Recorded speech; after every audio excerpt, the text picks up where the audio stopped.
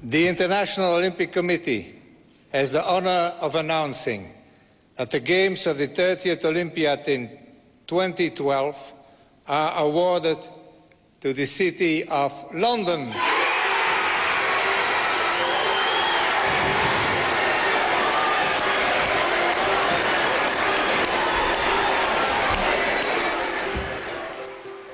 It was 12 years ago that I stood in this Olympic Park on a rain-swept day, and I call it an Olympic Park. It was not a park, it was just a desolate parcel of land where peripheral unemployment was running in some pockets at over 40%, that if you got on a tube train from Westminster, the 9 stops to Stratford, any health professional would tell you every stop you got off at, roughly the community has a 1 year less life expectancy.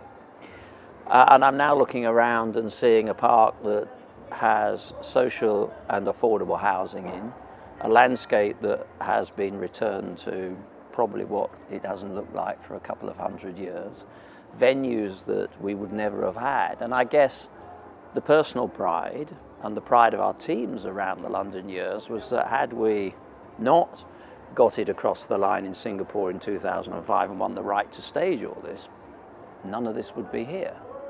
And, you know, there may be a deeper philosophical argument about whether it should have taken the Games or the Paralympic Games to have done what happened in London, but I'm really proud that sport was the catalyst for all that. I remember standing on the side of a tower block not that far from here, and we constructed a platform, viewing platform. Actually, it was an old people's home.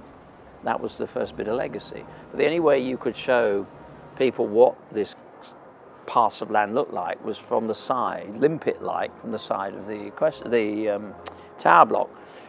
And I remember standing there saying, sort of, well, you see where that rotting pile of fridges is over there? Well, that's where the stadium's going. And those old orange tower blocks, they're going, and that's where students from the University of East London were. And all that, well, that's going to be 3,000 affordable houses for Londoners in the area. And Westfield, there's going to be a shopping centre in there, and that's going to be the biggest shopping centre in Europe. And you see that breaker's yard over there, well, that's where the velodrome's going and the swimming pool. And I'm sure they looked at me like some sort of vaguely fraudulent Spanish timeshare salesman. Yeah. And I guess, you know, for me, the essence of that journey was that day where, you know, we showed what the vision was, but there was nothing there to show. And I'm so pleased that the International Olympic Committee, in a way, took a punt on what we were saying. It wasn't an obviously happy outcome as we were saying it.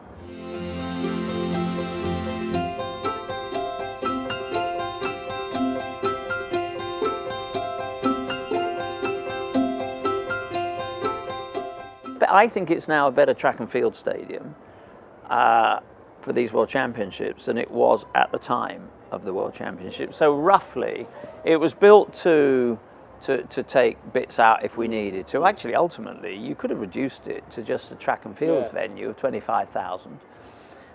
So roughly 20-odd thousand seats have gone. It was just under 80,000 at the time of the Olympic Games. It's now sort of 50-something.